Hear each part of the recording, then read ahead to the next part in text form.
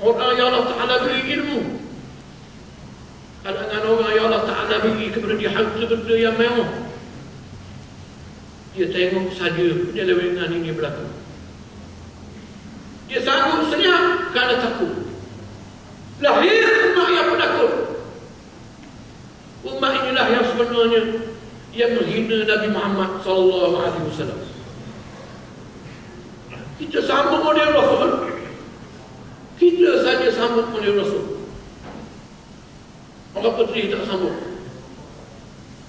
Orang Jepun tak sambung. Tapi dia mari Merry Christmas, habis negara Islam sambung. TV 1, TV 3, TV semua Merry Christmas. Pasar raya Islam, milik orang Islam, kerjanya orang Islam, naik Merry Christmas. Sanjung Nabi Isa alaihissalam. Tapi Nabi Muhammad SAW kita saja sambung. Padahal Nabi Muhammad SAW lebih layak untuk disambung, disanjung, diraikan oleh seluruh dunia berbanding dengan Nabi Isa alaihissalam.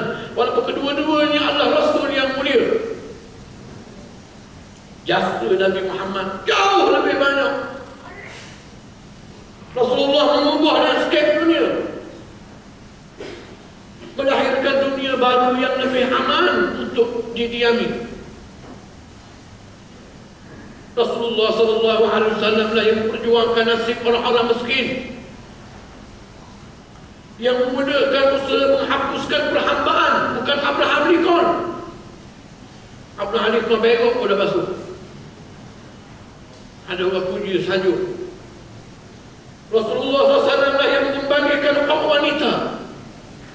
Tatkala wanita dihina, hanya alat untuk memuas nafsu seks saja.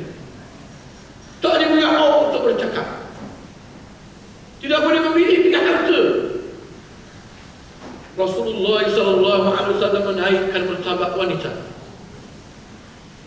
menghapuskan sistem ekonomi yang berteraskan riba yang zalim. Dia menjadikan orang kaya bertambah kaya, orang miskin bertambah miskin, yang akhirnya mewujudkan jenayah dengan cara tidak disedari. Rasulullah SAW melahirkan orang-orang Islam yang rajin, menjadikan dunia jambatan untuk menuju ke akhirat, yang membuat berbagai eksplorasi, penemuan-penemuan sains yang menakjubkan,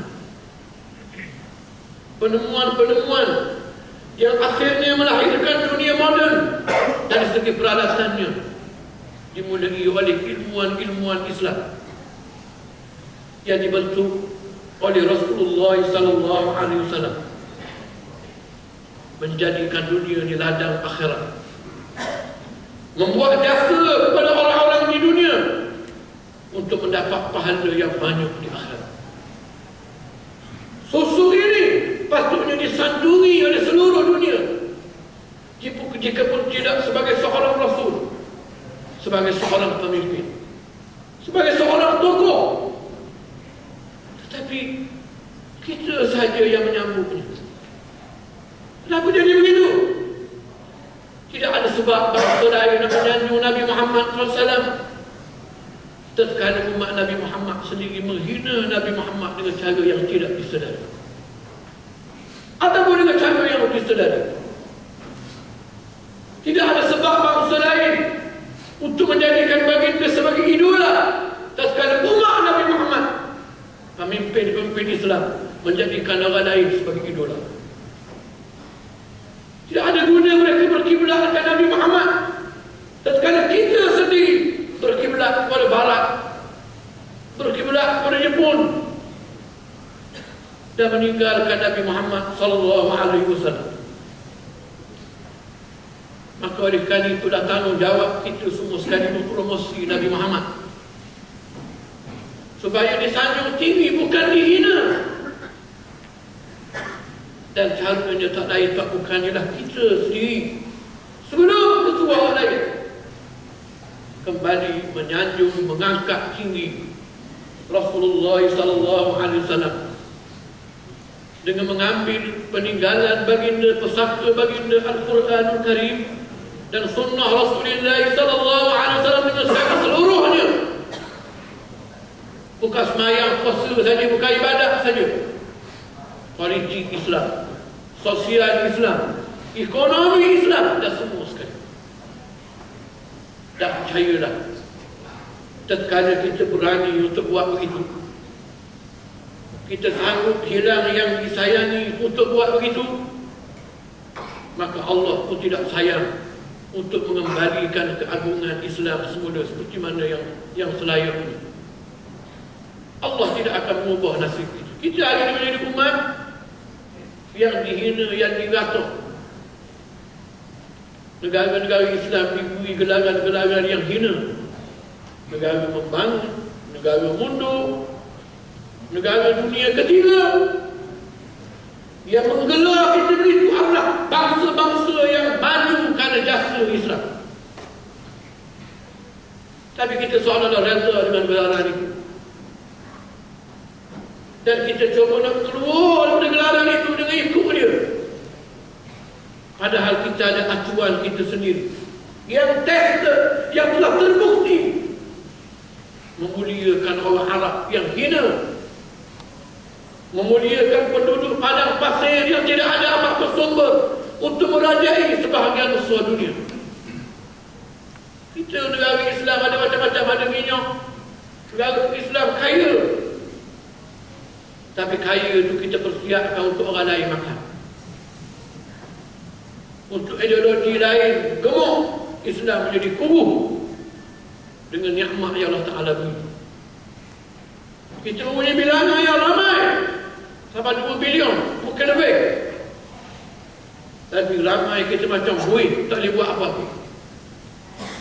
Seperti mana sabda Nabi sallallahu alaihi wasallam, yushiku an tada'a bikum al-umam kama tatada'a al-akalatu ila qas'atiha faqala khairun aw min qillatin nahnu yawma idhin ya Rasulullah qala bal antum kathir walakinnakum غثاء كغثاء يوم السيل ولا ينزعن الله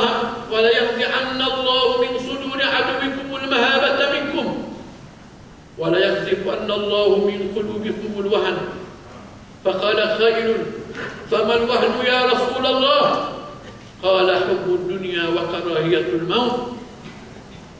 Rasulullah bersabda, telah hampirlah waktu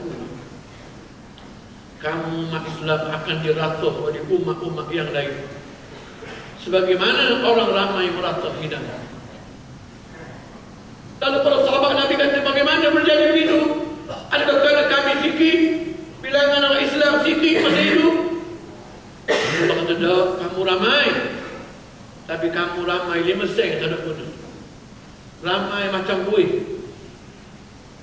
Kamu bukan gelombang, kamu buih. Kamu dibawa oleh bangsa lain ke mana yang mereka nak. Ke tepi dapur, ke teguk jamban, orang bawa kamu. Kamu ikut saja. Di kali itu, Allah akan mencabut rasa gerun musuh terhadap kamu. Dan Allah akan mencampur dalam hati kamu satu penyakit yang akan melemahkan kamu. Sahabat Nabi tanya, penyakit apa? Nabi kata, kasihkan dunia dan takutkan mati. Dengan arti kedua-dua sifat ini tidak ada pada golongan yang terdahulu yang berjaya meletakkan Islam di persadaran, dan kedua-dua ini merajai mengikuti orang Islam dan betul semua. Orang Islam seluruh dunia menjadikan fitih sebagai Tuhan. Setengah-setengah sanggup jadi kafir, murtad sebab nak duit, nak fitih.